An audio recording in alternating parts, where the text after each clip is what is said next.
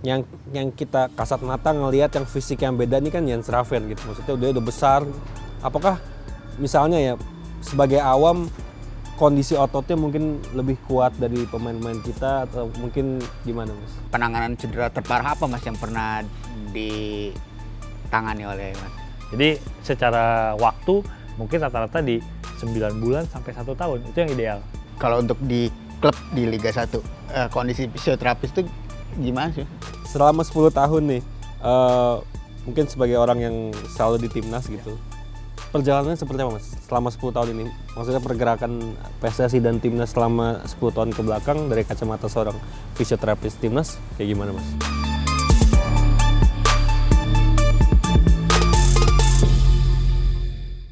Halo teman kumparan, balik lagi bersama gue Akbar dan rekan gue. Gue Sony. Kita ngobrol-ngobrol lagi soal sepak bola nih. Kali ini kita ngomongin apa nih, Son? Kali ini kita masih seputar timnas. Gitu. Sebelumnya kita juga ada ngomongin soal agen pemain. Betul. Kita juga sudah datengin dokter Kitman, dokter timnas juga. Nah sekarang kita masih di sisi medis. Sekarang kita mau ngobrolin soal fisioterapis di tim nasional Indonesia. Kali ini kita sudah kedatangan fisioterapis timnas U20, Mas Asep. Apa kabar Mas? Kabar baik. Baik. Langsung aja nih Mas. Pertama bisa ceritain nggak Mas awal karir Mas sebagai fisioterapis? Khusus dulu fisioterapis nih Mas. Oke, saya sebagai fisioterapis itu di tahun 2008. Jadi saya kuliah dulu di SA Unggul, jurusan fisioterapis. Setelah lulus, saya langsung masuk di klub basket CLS Knights Surabaya. Menjadi salah satu fisioterapis pertama juga di Liga Basket Profesional Indonesia Basketball League. Dan saat itu sampai tahun 2014. Nah 2014 saya masuk ke timnas sepak bola. Dulu waktu masih coachnya adalah Coach Alfred Riedel. 2014 sampai 2015. 2015 Indonesia disanksi oleh FIFA. Lalu 2017 saya kembali menjadi fisioterapis di U19 bersama Coach Indra Safri. Sampai di tahun 2019 masuk Coach Sintayong. Saya ikut dengan Coach Sintayong sampai di tahun 2021 kita lolos ke Piala Asia. Waktu itu kualifikasi Piala Asia dan sekarang membantu di Coach Indra Safri kembali di U20. Kenapa fisioterapis? Dan bedanya dengan dokter tuh apa, Mas? Jadi fisioterapis dan dokter sebenarnya kita kalau di olahraga bekerja bersama. Kita satu tim. Dokter sendiri akan membantu untuk bagaimana bisa membantu diagnosa, bagaimana juga menyiapkan tim medis ini bekerja bersama-sama. Karena kalau dalam sepak bola tim medis nggak cuma fisioterapi, nggak cuma dokter. Terkadang juga ada bagian lainnya seperti sport massage ya, dia akan membantu recovery. Termasuk juga ada psikolog olahraga. Bahkan kalau mau lengkap di dalamnya juga ada nutrisionis ya. Di dalamnya juga nanti ini semua saling bekerja sama tapi dikepalai oleh dokter. Jadi dokter yang akan bertanggung jawab kepada pelatih kepala. Nah, kita bagaimana bikin sinergi antara semua tim medis yang ada. Tapi kalau secara umum nih, fisioterapis itu bukan untuk olahraga tuh bisa atau gimana? Ya, jadi fisioterapis itu pada dasarnya adalah seorang yang telah lulus pendidikan fisioterapi. Nah, fisioterapi itu ilmunya. Ilmunya berkaitan dengan gerak dan fungsi. Berarti bukan hanya untuk seorang atlet, tetapi juga orang yang dari bayi ya, bayi terlambat tumbuh kembang bisa di fisioterapi. Orang tua yang mengalami gangguan neurologi, misalkan mungkin pasca stroke, Parkinson, bisa fisioterapi. Bahkan dari dalam kandungan itu juga udah bisa mulai fisioterapi untuk ibu hamil. Seperti itu. Nah, tapi memang saya background-nya adalah fisioterapis olahraga. Jadi memang banyak berkaitan dengan olahraga, banyak berkaitan juga dengan cedera-cedera yang terkait dengan pekerjaan seperti di kantoran, termasuk juga terkait dengan masalah-masalah ortopedi, seperti misalkan orang pasca ganti sendi, orang pasca fraktur, ya itu pasca operasinya kita bantuin, seperti itu. Mas tadi kan kuliah di SA Unggul ya? Ya. Nah, sebenarnya apa yang menjadi latar belakang akhirnya memilih jurusan itu? Apa mungkin ada keluarga sebelumnya yang emang udah berkecimpung di dunia gitu? itu? Ya jadi memang pada awalnya saya lagi SMP dan SMA itu saya ikut ekstrakurikuler Palang Merah Remaja, kan tim kesehatan dari di sekolah. Saat saya lulus, saya juga waktu itu memang memilih sebenarnya mau masuk ke kesehatan masyarakat, tapi ternyata tidak lulus dari UMPTN. Akhirnya saya pergi ke tempat paman saya, kebetulan paman saya fisioterapis. Paman saya fisioterapis di Rumah Sakit Persahabatan Jakarta. Terus saya melihat, oh fisioterapis ini ternyata kesehatan, tetapi di rumah sakit enaknya apa? Tidak ada lembur, ya maksudnya bukan lembur, tidak ada jam malam. Jadi kan saya pikir oh oke nih, karena saya pikir kalau kita ada jam malam juga mungkin saya bukan termasuk orang yang suka begadang. Jadi kayak pikir ya oke, bagus. Tapi satu sisi ternyata fisioterapis ini banyak banget membantu orang-orang yang memang dengan gangguan-gangguan gerak. Nah itu yang saya suka karena ada tantangannya seperti itu. Ketika saya kuliah, baru saya menyadari ternyata kampus saya di Desa Unggul itu merupakan kampus yang banyak atlet datang. Jadi dulu zaman basket, liga basket itu banyak atlet yang datang ke kampus saya. Dan akhirnya saya pikir, saya suka basket dulu. Jadi saya pikir, wah ini cocok nih. Pekerjaan ini saya makin semangat dan akhirnya saat saya lulus, dosen saya saat itu akhirnya merekomendasikan saya untuk masuk di klub basket di Surabaya. Berarti itu jurusannya fisioterapis gitu ya? Jurusannya fisioterapis. Penjurusannya fisio sports gitu? Lebih spesifik. Fisioterapi sport dia sebenarnya di Indonesia belum ada jurusannya langsung, tetapi memang sebenarnya pada saat kita kuliah kita sudah bisa mulai pengennya kemana sih? Misalkan kalau kita pengen nantinya ke arah olahraga ya kita mulai nih lebih banyak belajar tentang fisioterapi olahraga. Setelah itu juga kita pasti dosen-dosen yang ke arah fisioterapi olahraga kita akan lebih banyak diskusi gitu loh. Dan juga saya sebelum lulus bahkan sudah bantu di klinik kampus. Jadi terkadang ada pasien-pasiennya dosen saya juga bantu praktek gitu loh. Jadi ya pengalaman itu yang akhirnya membuat kita yakin kita memilih menjadi fisioterapis olahraga. Kebetulan saya suka basket dan suka sepak bola juga. Dulu belajarnya gimana Mas? Apa misalnya misalnya nonton bola terus ada yang pemain cedera gitu. Itu jadi sebuah topik pembelajaran atau gimana Mas? Atau urat-urat di ini Mas? Ya yang pasti kalau misalkan setelah kita lulus, disitulah kita sebenarnya kadang tebak-tebak berhadiah. Jadi misalkan memang seorang fisioterapis, dia harus sering melihat mekanisme kejadian cedera. Itu akan mempermudah kita mendiagnosa. Jadi seperti saya di lapangan pun kita bukan berarti kita akan hanya menikmati pertandingan. Kita pun harus melihat bagaimana mereka bergerak. Karena salah satu untuk menentukan cederanya adalah kita melihat mekanismenya. Misalkan kalau orang itu kakinya terpluntir, maka kemungkinan area ligamennya yang terkena. Disitulah kita udah langsung punya prediksi apakah dia bisa lanjut atau tidak dalam suatu pertandingan tersebut. Nah dari situlah makanya kenapa kalau kita nonton lagi kita baru lulus nih, oke kita lihat nih cederanya apa ya kira-kira, ini kelihatannya sih meniskus.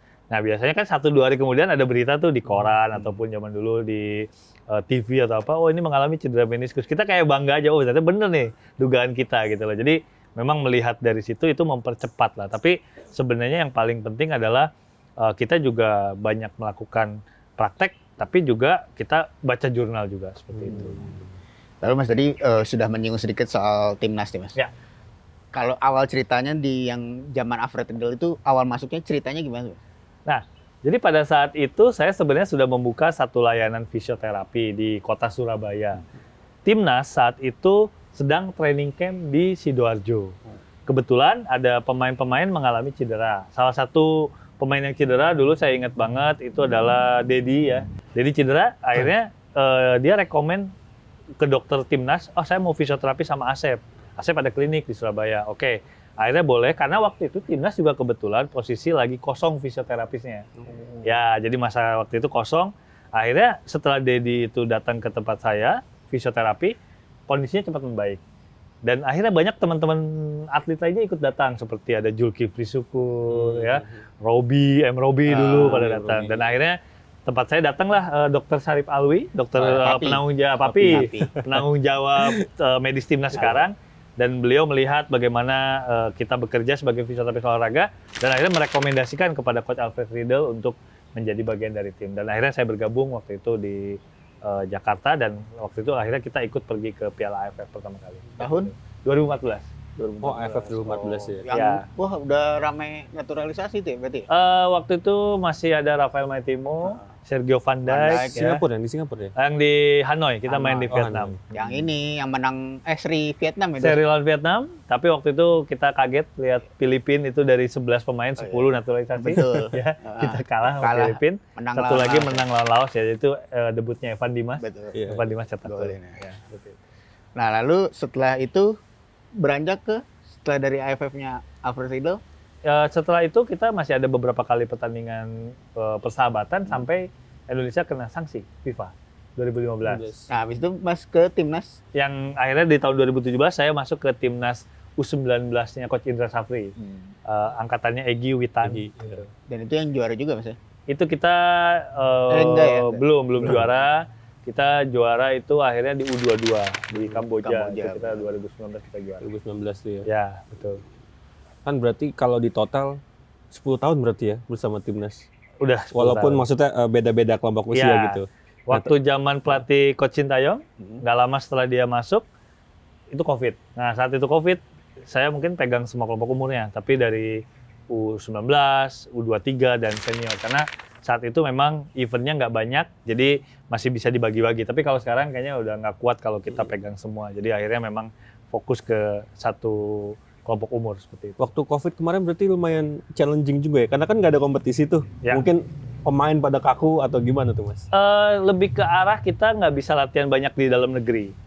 Karena memang ketat kan penggunaan lapangan dan lain-lain. Jadi akhirnya kita banyak latihannya di luar. Disitulah kita pergi ke Kroasia 2 bulan, kita pergi ke Turki, kita pergi ke Spanyol. Memang saat itu juga persiapannya dicampur ya. Ada persiapan Piala Dunia, ada persiapan untuk SEA Games seperti itu. Jadi kadang ya akhirnya di satu periode kita latihan dengan anak-anak U20, di satu periode kita latihan dengan timnas senior juga. Terkadang masih ada waktu itu kualifikasi ke Piala Asia itu juga. Jadi challenge banget lah seperti itu. Dan memang pemain-pemain sih lebih ke arah mereka merasa kadang stres juga ya. Karena gini Mas, kalau kita pergi ke luar negeri, begitu nyampe kita karantina. Bisa 3-4 hari ya otomatis akan pengaruh kepada kondisi kita. Tapi memang tim pelatih sudah menyiapkan seperti ada online training. Jadi meskipun kita di dalam kamar, kita tetap latihan dengan Zoom seperti itu. Untuk jaga kondisi. Dulu sempat ini ya, sempat jadi program latihan Yes, klub-klub betul, juga betul, tuh. betul. Timnas. Nah, selama 10 tahun nih, mungkin sebagai orang yang selalu di timnas gitu, perjalanannya seperti apa Mas? Selama 10 tahun ini, maksudnya pergerakan PSSI dan timnas selama 10 tahun ke belakang dari kacamata seorang fisioterapis timnas, kayak gimana Mas? Pastinya sekarang semuanya semakin ke arah yang lebih baik ya, karena ya pasti akan seiring lah semakin supportnya bagus, prestasi juga akan semakin mendekat ya. Jadi kalau saya dulu dan sekarang kalau boleh dibandingkan, mungkin dulu ketersediaan segala fasilitas kan pastinya lebih terbatas dibandingkan sekarang. Sekarang semua fasilitas yang memang diperlukan oleh tim pelatih sebisa mungkin pasti PSSI akan support. Dan itu yang membuat pastinya pemain udah ya tinggal fokusnya aja nih mereka. Seperti itu. Karena saya ambil contoh kecil misalkan tahun mungkin di 2016 2017 kita butuh latihan gym untuk pemain. Tetapi terkadang karena keterbatasan, kita mungkin hotelnya misalkan nggak ada gymnya. Akhirnya ya biasa diakalin. Kita mungkin kerjasama dengan gym di lokasi TC kita. Misalkan lainnya adalah contoh mungkin setelah gym butuh minum susu. Kalau dulu ya keterbatasan juga kan, nggak mungkin kita harus ajukan dan ya pasti akan direview dan butuh waktu. Tapi kalau sekarang sih nggak pernah habis gitu. Jadi benar-benar selalu ada stok, termasuk taping dan lain-lain. Jadi saya pikir makin ke arah yang lebih baik. Begitupun sekarang timnas sendiri semakin punya pendekatan sport science seperti itu. Jadi pendekatan sport science makin tajam dan makin berinvestasi di bidang tersebut. Itu yang saya melihat, oh ini akan membantu kita seperti itu. Kalau fisioterapis nih Mas, di timnas sendiri, impact-nya di tim kepelatihan tuh apa Mas? Jadi apa yang dibantu untuk tim kepelatihan dari tim fisioterapis ini?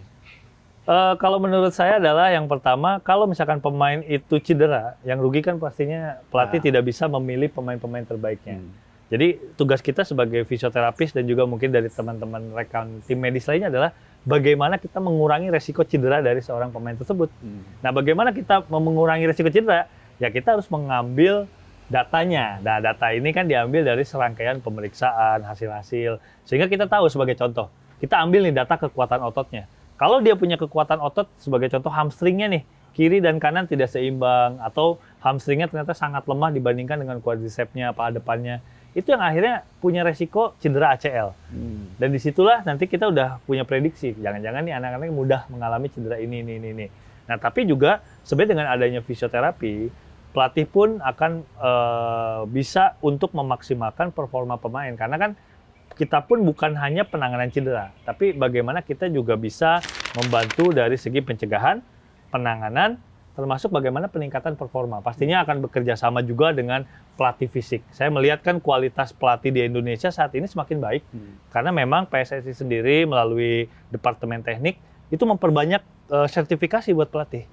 Karena dulu saya ingat banget sekitar 7 tahun yang lalu, salah satu ketum kita dapat data, ternyata di Indonesia ini rasio pelatih masih sangat kurang gitu loh, dibandingkan misalkan contoh dengan Jepang, dengan mana gitu. Jadi ya saya pikir sekarang hal yang baik ya, semakin banyak pelatih, dan bahkan pelatih mungkin mantan-mantan pemain pun sekarang melihat pelatih suatu profesi yang bisa menjanjikan, seperti itu. Tapi ke tim fisioterapi atau tim kedokteran timnas, merekomendasikan latihan nggak sih? Misalkan di jeda, misalkan mainnya hari Senin, Rabu main lagi, Selasa nggak usah latihan deh coach. Ya, itu merekomendasikan nggak sih mas? Gitu. Oke. Yang menarik adalah sekarang dengan tadi saya sudah bilang pendekatan sport science, semua latihan itu ada datanya. Dan semua latihan itu terlihat bebannya. Jadi kita menggunakan GPS, nah dari GPS itu akan muncul siapa pemain yang memang kelelahan, apakah beban latihan kita berlebih, apakah beban latihannya malah masih kurang. Dan di situ pasti ada treatment yang berbeda-beda. Tetapi pada prinsipnya pelatih pasti akan melihat data tersebut, tapi kita sebagai tim medis sebenarnya tidak sampai di level untuk coach jangan latihan besok, enggak. Lebih karena kita akan memberitahu datanya. Misalkan dari ahli sport science-nya akan bilang, data hari ini, hasil latihan kemarin kita itu udah mencapai 90% gitu misalkan intensitasnya. Ya udah, pelatih sendiri kan punya periodisasi. Dan mereka pun sebenarnya mendengarkan misalkan dari sudut pandang pelatih fisik, dari sudut pandang medical. Kalau misalkan kita sebagai medis, tugas kita melaporkan. Coach, banyak pemain yang sekarang ini cederanya karena overuse gitu. Pasti kan pelatih akan berpikir, oh mungkin beban latihannya ini terlalu berat. Oke, besok mungkin kita latihan tapi kita ganti nih jenis latihannya ringan. Karena kan sebenarnya pelatih sudah punya yang namanya tactical periodization. Kadang kan kalau kita sebagai orang awam, sama-sama melihatnya latihan 1 jam. Iya betul. Apakah latihan 1 jam dengan latihan 3 jam bisa berbeda? Sebenarnya kan tergantung. Nanti ada dalamnya intensitasnya gimana, volume latihannya seperti apa. Itu sih. Sedetail itu kalau kita di level elite atlet. Kemarin yang U20 yang kualifikasi Piala Asia ya, itu kan jadwalnya padat banget tuh ya, selama 1 minggu itu. Nah, itu berarti sport science-nya, datanya itu sangat-sangat terpakai oleh Coach Indra Safri. Ya, dan Coach Indra itu sangat terbuka dengan hal terkait sport science, dan beliau orang yang mendengarkan gitu dari apa yang memang kita sampaikan, termasuk beliau selalu merangsang kita untuk memberikan inovasi. Inovasi apa lagi nih dari tim medis? Inovasi apa lagi dari tim performance analysis? Inovasi apa lagi dari tim pelatih? Jadi akhirnya lah di situ kita membuat suatu perencanaan, misalkan perencanaan recovery. Oke, dalam waktu 1 minggu bermain 3 kali, recovery apa yang akan kita gunakan? Termasuk juga kan recovery tidak hanya fisik, recovery mental. Disitulah peran dari psikolog olahraga. Makanya ada di timnas sekarang ada psikolog olahraga juga. Dan akhirnya kita semua berkolaborasi sehingga misalkan fisioterapi, oke, bagaimana nih pemain yang cedera bisa cepat pulih, yang benturan-benturan bisa cepat pulih. Bahkan dengan adanya sekarang teknologi-teknologi yang dipunya oleh PSSI, itu di setiap kamar pemain kita taruh satu alat-alat yang berfungsi untuk mempercepat recovery mereka. Seperti itu. Yang dipasang di sini. Ya, ada seperti itu. Terus masuk juga tim sport massage bekerja keras. Bagaimana pemain-pemain yang memang berdasarkan data GPS mempunyai tingkat kelelahan yang tinggi. Terus nanti dari ini dokter bagaimana memberikan multivitamin yang paling bagus untuk mempercepat recovery pemain. Tim pelatih juga mungkin bisa menambahkan beberapa latihan-latihan seperti mungkin perlu latihan di kolam renang, dibuat seperti itu. Nanti kan keputusan apakah dia perlu latihan di lapangan atau tidak tergantung dari pelatih seperti itu. Pelatih akan bisa melihat kayaknya mungkin hari ini nggak perlu latihan ke lapangan, tapi kalian cukup latihan recovery di hotel. Tapi kalau misalkan pelatih butuh, kayaknya kita butuh taktikal nih, ya pastinya kita recovery dulu, nanti akhirnya kita taktikal di lapangan. Dan pastinya di lapangan pun nggak akan kita tiba-tiba latihan seberat mungkin. Pastinya hanya untuk review taktik. Nah, tadi kan tuh masalah teknologi ya yang udah. Nah, kalau dulu, kalau saya ingat banget tuh, sering banget pemain recovery masuk ke es. Nah, berendam ya. Berendam. Nah, itu apakah sekarang masih digunakan dan itu apa sih khasiatnya gitu loh? Oke, jadi kalau yang kita bilang rendam es itu sebenarnya adalah namanya cryoterapi ya. Cryo ya. Jadi cryoterapi ini sebenarnya udah sangat lama digunakan di berbagai negara lainnya juga. Tapi memang mungkin di Indonesia kan mulai populer kira-kira ya 11 tahun yang lalu lah, waktu mungkin Evan Dimas saat itu juara kan, itu mulai rame. Sebenarnya sih sampai sekarang pun kita masih menggunakan itu setelah selesai pertandingan. Jadi langsung mereka begitu beres pertandingan kita lakukan cooling down ya, kita stretching bersama-sama. Setelah itu mereka masuk ke ruang ganti, dan di ruang ganti sebenarnya kita udah menyiapkan kolam es ya. Tujuannya apa sih kolam es ya? Sebenarnya es ini akan membantu mengurangi memar-memar yang timbul saat kita tadi sepak bola ya, termasuk juga dari segi untuk menghilangkan persepsi kelelahan. Karena kan kelelahan itu juga persepsi juga. Terkadang begitu udah kena dingin, mereka rasa lebih fresh ya, segar. Gitu Setelah itu mereka mandi, tidur pun pasti lebih enak. Tapi ya memang kalau kita berbicara recovery, saat ini recovery terbaik adalah tidur. Jadi bagaimana kita pun pelatih, Coach Indra Sapri orang yang sangat welcome. Coach yang terbaru sekarang recovery ini paling bagus tidur. Jadi mereka begitu sampai ke hotel itu nggak dipaksain harus kalian massage malam ini nggak. Oke, kalau kalian yang bisa tidur langsung tidur seperti itu. Kalau kalian belum bisa tidur, butuh bantuan misalkan suplemen ataupun apapun yang membantu bisa tidur, minta ke dokter. Oh, kalau kalian ada cedera, ya udah nggak apa-apa tidurnya ditunda sebentar, tapi kalian tangani dulu cederanya. Jadi benar-benar kita menyesuaikan dengan perkembangan sains. Karena emang ilmunya kan dia bergerak terus ya, update terus. Betul. Apakah misalnya ntar 5 tahun lagi ternyata berubah lagi gitu kan, cara recovery yang terbaik. Benar. Gitu. Tapi sejauh ini tidur itu ya? Tidur ya menjadi salah satu yang paling fondasi utama, karena memang itu akan membantu meregenerasi sel, ya, menghilangkan kelelahan, termasuk juga tidur ini juga salah satu hal yang pasti akan memulihkan secara psikis juga. Tapi ada aja nih, Mas, orang yang capek banget tapi susah tidur. Nah, itu kenapa tuh, Mas? Ya, memang itu juga kita kadang temui ya. Kita nggak bisa ideal. Itu atlet juga ada. Atlet juga ada yang mengalami seperti itu. Makanya kenapa kita selalu memberikan monitoring. Makanya kalau mereka udah mulai rasa kok tidur susah gitu ya, berarti kan kita harus cari penyebabnya. Nah, itulah. Apakah penyebabnya dari aspek medis? Apakah penyebabnya dari aspek psikis? Nah, dua hal itu yang akhirnya psikolog olahraga akan mulai bergerak. Kamu mungkin ada pikiran tadi, misalkan contoh, dia melakukan kesalahan tadi di pertandingan, sampai kayak kepikiran terus. Nah, itu kan harus diatasi dengan konseling, dikonseling oleh psikolog. Pasti dia lebih tahu caranya. Atau misalkan, aduh kayaknya saya memang kebiasaan nih nggak bisa tidur cepat kalau habis tanding. Nah, paling nggak kan kita akhirnya dari segi kedokteran, mungkin dokter akan memberikan ya sejenis ada multivitamin atau apa yang dia tadi mempunyai efek membantu tidur gitu loh. Seperti atau misalkan saya nggak bisa tidur kalau saya nggak dimasas dulu, ya kita masas dulu. Jadi benar-benar kita tanya bagaimana mereka punya habit, tapi satu sisi mana habit mereka yang bisa kita adaptasikan supaya mereka bisa nyaman seperti itu. Kemarin yang balik lagi soal U20 itu kan kita benar-benar harus fight sampai pertandingan terakhir kan. Artinya tensinya kan tinggi terus tuh sampai pertandingan terakhir lawan Yaman ya. Nah, itu kondisi secara keseluruhan gimana, Mas? Apakah setelah itu ada yang cedera atau mungkin di tengah-tengah 3 pertandingan itu sempat cedera atau gimana? Dan rotasi juga itu nggak terlalu banyak ya. Oke, jadi memang beruntungnya juga kita di kelompok umur, mereka umur 20 tahun sebenarnya recovery pasti akan lebih cepat. Yang kedua juga mereka punya kesadaran, kalau kita bilang pemain sekarang nih kesadarannya lebih tinggi. Kesadaran apa? Menjaga kondisi, kesadaran bagaimana mereka meningkatkan staminanya, termasuk bagaimana mereka juga dari segi makan. Mereka udah lebih prepare lah. Jadi semuanya itu menjadi salah satu nilai lebih dari mereka supaya mereka nantinya bisa cepat pulih.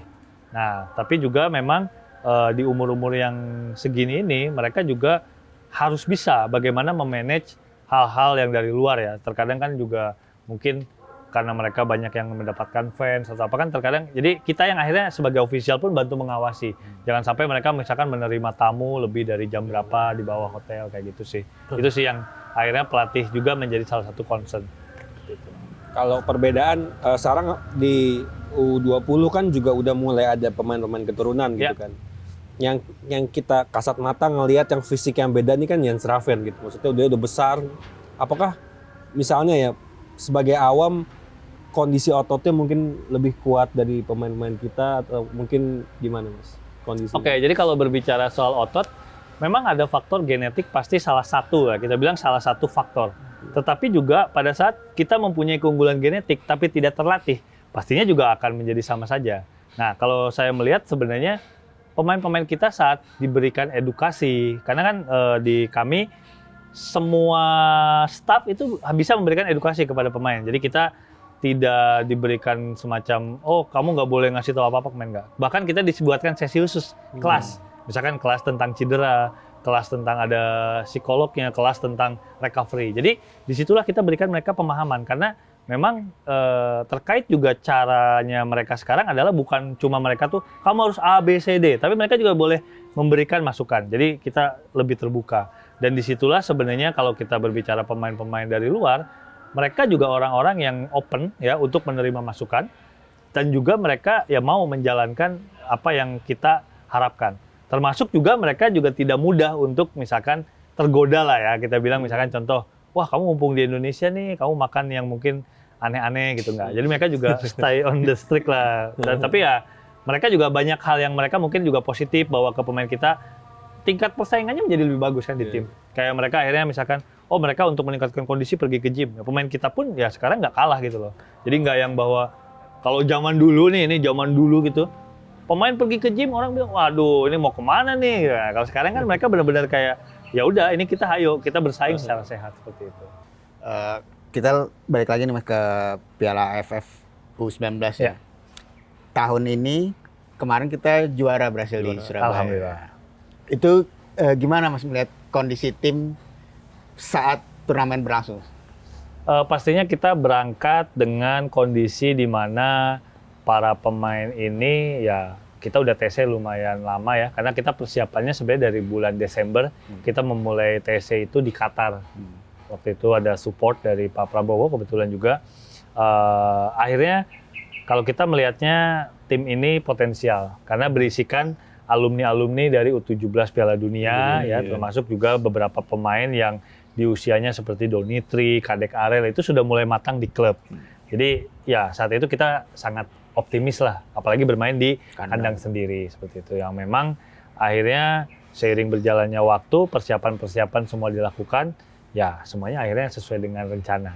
Tapi bukan berarti nggak ada kendala, pasti ada beberapa kendala, tapi karena memang kita solid ya dari tim pelatih, ofisial, pemain semua satu tujuan, ya bisa tercapai lah juara itu. Jadi kondisi tim waktu itu fit semua atau gimana Mas? Ya kalau berbicara fit ya ada beberapa pemain kan ya waktu itu juga rame kan, Welber cedera apa segala macam. Tapi kan kita kerja keras lah. Kita berusaha kerja keras ya, akhirnya memang juga di akhir ada Kaviatur yang cedera dan sekarang sudah beres operasi, butuh pemulihan. Jadi ya memang itu hal yang menurut saya dinamika lah dalam sepak bola. Tetapi kan sebenarnya kita sudah melakukan semuanya sesuai dengan rencana. Kita lakukan juga semuanya teratur, terukur ya. Jadi ya masalah hasil kan kita kembalikan kepada banyak hal lah, banyak faktor. Tapi ya kita sudah di dalam track yang benar kalau menurut kita. Tapi kita nggak bisa berpuas juga karena memang ya levelnya pasti akan selalu naik sampai misalkan kemarin di Korea kita bisa mengalahkan Argentina, dan itu pastinya juga kerja keras dari semua pemain, pelatih, ofisial gitu kan, bersama-sama kita bisa jadi yang kalau saya lihat sekarang kita nggak takut gitu loh ngadepin lawan manapun, ya udah kita berani lawan gitu. Jadi kalau mungkin dulu sebelum main aja kita udah aduh lawannya nih kayaknya inferior Korea, lawannya ini Argentina. Nah, sekarang kita lawan kita ya udah kita hadapi gitu kan.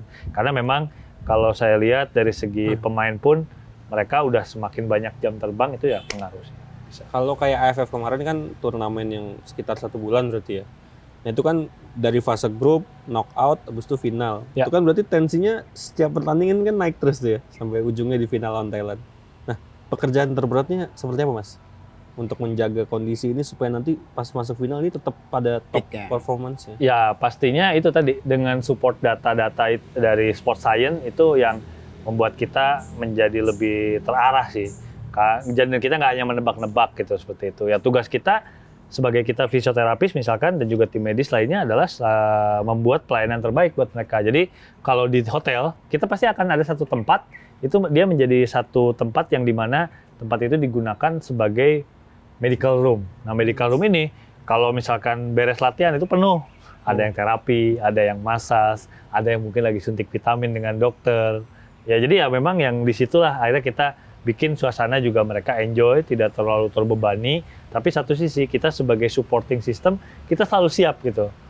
jam berapapun mereka meminta, tapi tetap kita akan upayakan mereka istirahat juga tetap terpenuhi, kayak gitu. Itu sih. Lalu Mas, ini kan udah hampir 10 tahun lebih ya Ya. menjadi fisioterapis. Penanganan cedera terparah apa Mas yang pernah ditangani oleh Mas? Kalau cedera terparah sih ya pastinya cedera ACL itu kan salah satu yang terparah dan memang lama ya untuk pulih ya. Tetapi kan sebenarnya karena kita itu kan di timnas itu berkumpul saat training camp. Jadi kalau udah training camp misalkan ada yang cedera, maka kan dari PSSI pun sudah ada mitra rumah sakit, dikirim ke rumah sakit. Nah setelah dari rumah sakit, PSSI tetap bertanggung jawab ya. PSSI pun sekarang punya medical center. Nah itu biasanya udah dioper ke medical center. Jadi nggak lagi dibawa oleh tim. Tapi selama dia di tim, pastinya kita akan treatment dia dengan baik ya. Kita juga dilengkapi dengan peralatan dan teknologi yang terbaru, canggih, bahkan boleh dibilang mungkin di Asia Tenggara kita salah satu yang terbaik lah ya kan. Support pemerintahnya bagus. Jadi ya saya pikir pemain-pemain bisa pulih lebih cepat. Seperti itu. Tadi nyinggung-nyinggung ACL dan ini cedera yang lagi maraknya di di sepak seluruh bola. dunia ya. Iya. Ada pemain Betul, ada aja yang cedera ACL. ACL. Itu apa sih Mas, dan apa ya, dan penanganannya itu seperti apa Mas? Ya pastinya kalau misalkan cedera ACL itu terjadi karena adanya robekan pada ligamen. Ligamen itu apa? Dia urat yang fungsinya menahan gerakan kita supaya tidak berlebihan. Kebanyakan orang kena cedera ACL itu bahkan non kontak, nggak ada benturan, mereka kakinya melintir, salah misalkan posisi menendang, salah tumpu, salah landing, itu juga bisa terjadi. Nah, ACL ini kalau pada pemain bola sebaiknya dioperasi. Kenapa? Kalau tanpa dioperasi dia akan longgar, makanya harus dioperasi. Nah setelah dioperasi bukan berarti langsung tiba-tiba bisa main. Dia butuh serangkaian fase seperti fisioterapi, penguatan otot nantinya juga ya kan. Bagaimana juga menjaga kondisi selama dia pemulihan. Dan akhirnya nanti ada fase-fase sampai misalkan di kapan mereka boleh berlari kembali, kapan mereka boleh kembali ke permainan, dan kapan mereka bisa kembali ke performance-nya. Jadi secara waktu mungkin rata-rata di 9 bulan sampai 1 tahun, itu yang ideal. Kalau 6 bulan itu mungkin agak terlalu cepat, karena kenapa? Kebanyakan hanya bisa return to play, tapi belum sampai ke performance, dan itu resiko cederanya lebih tinggi. Kayak gitu. Panjang ya berarti pemulihan ACL. Panjang, dan Belum lagi banyak yang trauma, ya psikologinya, betul. Psikologinya juga. Tapi bener nggak sih Mas, ACL itu lebih banyak menyerang cewek, Pemain wanita pemain ya? wanita gitu. Iya, secara Dan itu teori kenapa? betul. Karena memang wanita mempunyai anatomi yang berbeda sama pria. Pinggulnya lebih besar sehingga sudut di lututnya lebih kecil. Jadi torsion perputaran di lututnya bisa lebih mudah terjadi. Yang kedua juga, wanita itu kan sebenarnya hormonnya berbeda sama pria. Hormon estrogennya itu juga terkadang bisa membuat jaringan-jaringannya menjadi lebih kendor. Apalagi misalkan pada saat dia menstruasi ya. Makanya kenapa kalau di luar sana ada himbauan saat menstruasi olahraganya lebih dikontrol atau apa, karena memang saat dia menstruasi beberapa bagian dari tubuh itu agak sedikit lebih kendor dan itu menjadi lebih beresiko untuk terkena Kalau cedera. recovery-nya sama aja atau butuh waktu yang lebih panjang Mas? Kalau untuk wanita Sebenarnya sama aja. sama aja. Ya, sama aja. Secara prinsip semuanya sama. Cuma resikonya aja lebih besar di Resikonya lebih besar, betul. Makanya kalau wanita itu terkadang setelah kita screening, mereka juga menambahkan latihan landing. Karena dengan sudut lutut yang tadi lebih sempit, biasanya di posisi landingnya itu mereka lebih tajam. Nah, jadi akhirnya banyak orang wanita dari segi strength conditioning, mereka akan melatih landing, melatih juga otot-otot bagian samping luar supaya bisa menyerap beban.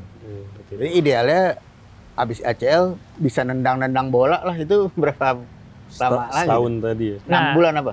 Untuk nendang-nendang doang? Kita nggak bisa patokan waktu. Jadi waktu itu sebenarnya menjadi salah satu timeline, tapi sebenarnya harus kita pastikan dia bisa melewati berbagai macam tahapannya. Jadi misalkan sebagai contoh, setelah dia operasi, bisa nggak dia meluruskan lututnya? Bisa nggak dia menekuk lututnya? Berapa derajat? Nah itu yang kalau dia udah bisa mencapai, tentunya dicapai dengan apa? Nggak bisa tiba-tiba setelah operasi, langsung bisa nekuk. Nah, dilatih.